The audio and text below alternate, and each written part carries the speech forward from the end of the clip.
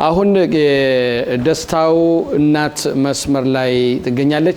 ሰላም ጤና ይስጥልን እንደምን ዋልሽ? እግዚአብሔር ይመስገን እንዴት ዋላችሁ? የደስታው እናት ሰሚናለሽ? ይሰማል። እግዚአብሔር ይመስገን እንዴት ዋላችሁ? ደህና ነን እግዚአብሔር ይመስገን። እንዴት ናችሁ? እንደምን አላችሁ እናንተ? እስኪ ድምፅሽን ትንሽ ከፍ አድርጊ፣ ብዙም እየተሰማልን አይደለም። እግዚአብሔር ይመስገን አለን። ይሰማል? አዎ ትንሽ ከፍ አድርጊው ድምፅሽን። አሁን ይሰማል? አዎ ይሻላል አሁን። አዎ እሺ እንዴት ናችሁ? ደስታው ከሞተ በኋላ ህይወታችሁ ምን ይመስላል? ደስታው ከሞተ በኋላ በጣም ከባድ ነው የምንኖረው ኑሮ።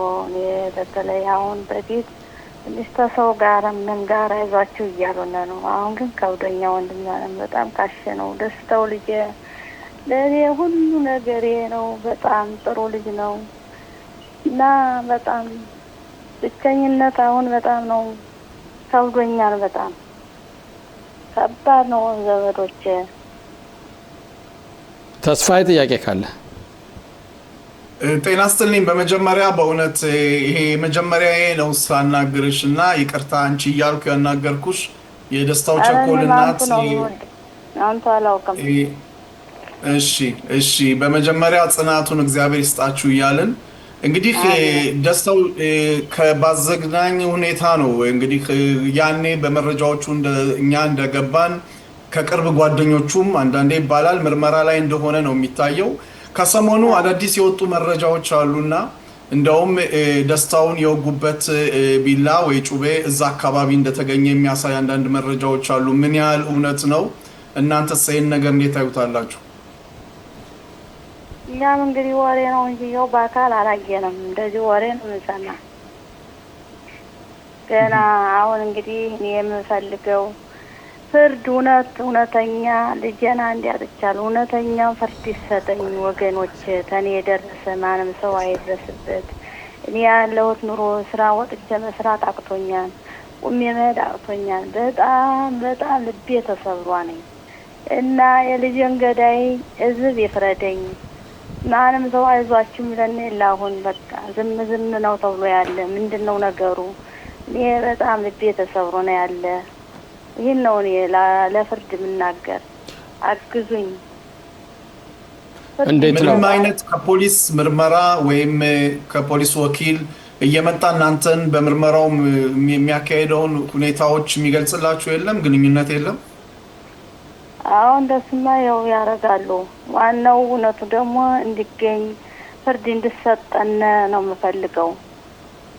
ያው በእናንተ በኩል እንደዚህ እንድታግዙን ነው የምፈልግ፣ ለህዝቡ እንድታስተላልፉልን።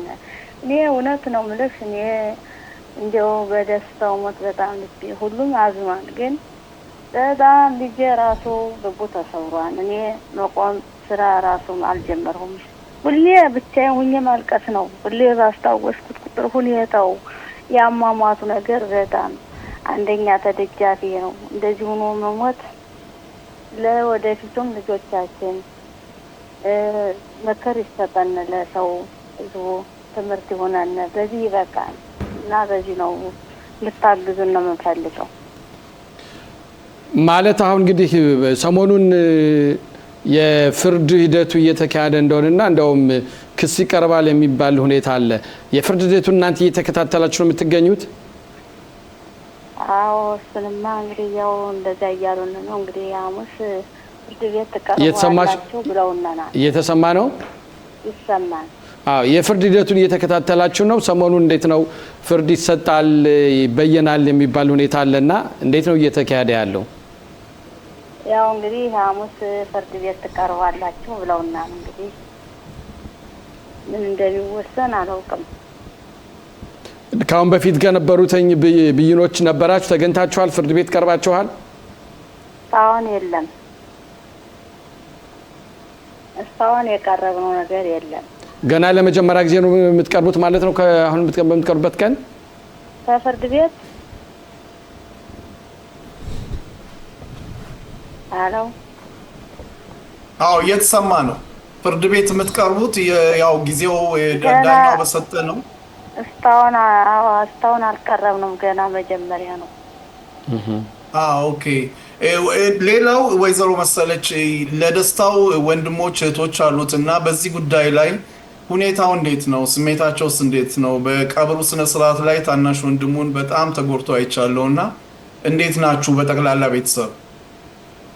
አረ ወንድም አለም ሁኔታው ከባድ ነው መቼም በጣም ሁኔታው በተለይ ትልቅየው በጣም ከብዶት ነው ያለ እንግዲህ ተሞተው ላይ ተፋች እየሄደ ነው የሚቀመጥኩት ጊዜ ያለቅስብኛል እና ከብዶት ነው ያለ በአካባቢው በህብረተሰብ አስታሞም እኮ መቅበርም እኮ በጣም ልብ ነው የሚሰሩ ድንጋይና እንዲህ ያለ ዱብዳ ሲመጣብን እኔ መሰለ ልጅ ከቤርሼባ ከንቲባ አንዳንድ አገልግሎቶች ተቀበላላችሁ? እየመጡ ሰላም ይሏችኋል፣ ያዩዋችኋል? አሁን እንኳን ብዙም የጠየቀን የለም። በፊት ያው እንደሞተ አንዳንድ ሰው እንደዚህ ሲጠይቁና ነበረ።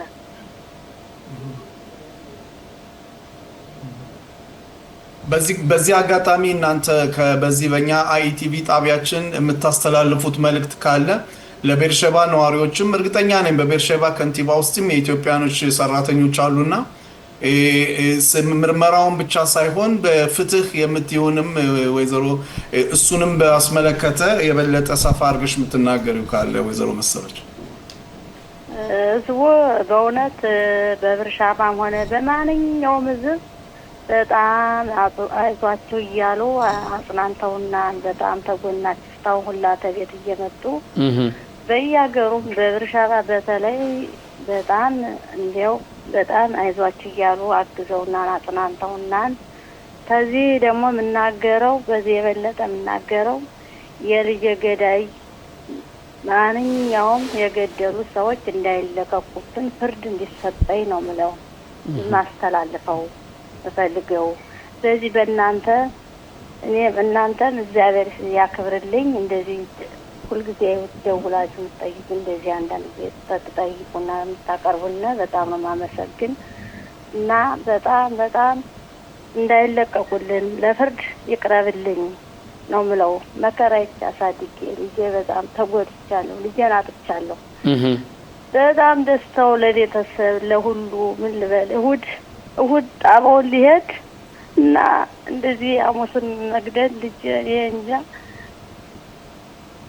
በጣም ነው ከብዶኛል ታምሜ ነው ያለ እሱ ተሆነ አጥቼ በጣም ከብዶኝ ነው ያለ ወንድም እና ሁሉን ነው የሚመክረኝ ሁሉ ለቤተሰብ እሱ በጣም ጥሩ ልጅ ነው በተለይ ለወንድሙ የሚመክረው እሱ ነው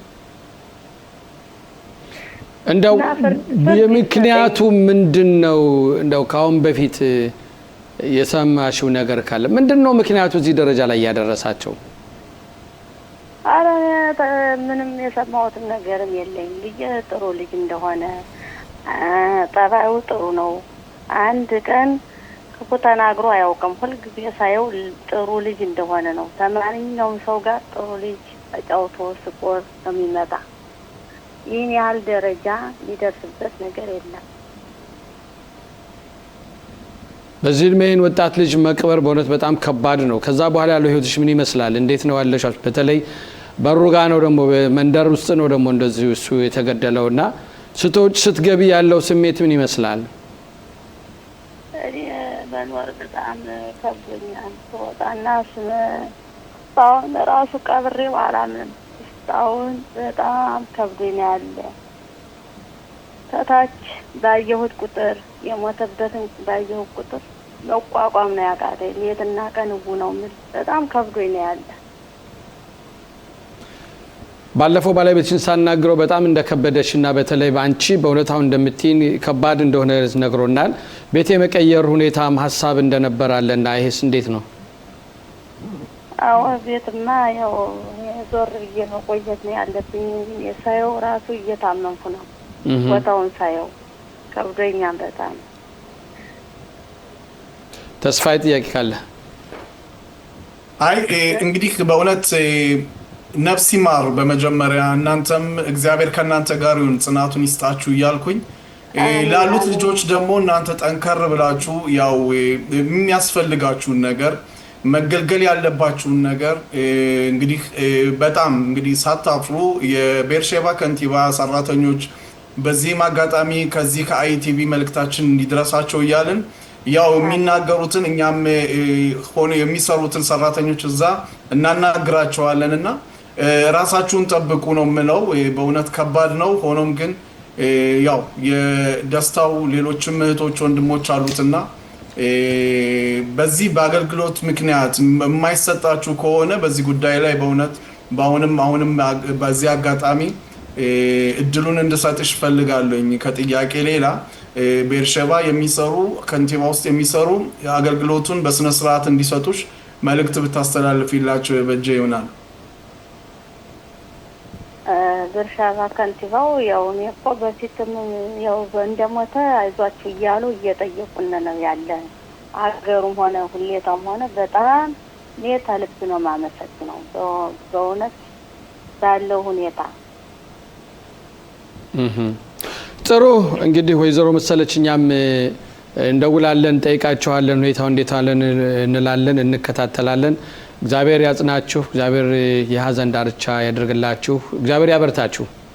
አሜን። እዚህ ላይ ይቅርታ ያው የምናገረው ጥያቄ ለወደፊቱ በዚህ ይብቃን፣ ሀገራችን ሰላም ያርግልን፣ እንደዚህ ያለ መከራ አይምጣብን፣ ፍርድ ደግሞ ይሰጠን። እኔ በእኔ በኩል የገደለ ይገደል የሚባል ህግ ቢወጣ ደስ ይለኛል።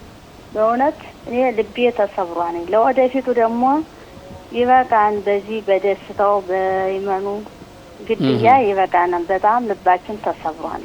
ዛሬ የሚያድጉ ልጆች እንደዚህ ነው ተደጃታችን በስራ ቦታ ሄዱ እንደዚህ ነው እየተገደሉ ምኑን ነው የምንኖረው? ለወደፊቱ ደግሞ ጥሩ ህግ ይውጣልን ነው ምለው። በጣም አመሰግናለሁ። እንደዚህ አክብራችሁ ስላቀረባችሁ ያዘኔ ተካፋይ ስለሆናችሁ አመሰግናለሁ። ወንድሞቼ ደህና ዋሉልኝ። እሺ እግዚአብሔር ይስጥልን። በድጋሜ የሀዘን የመጨረሻ ያደርግላችሁ እንላለን።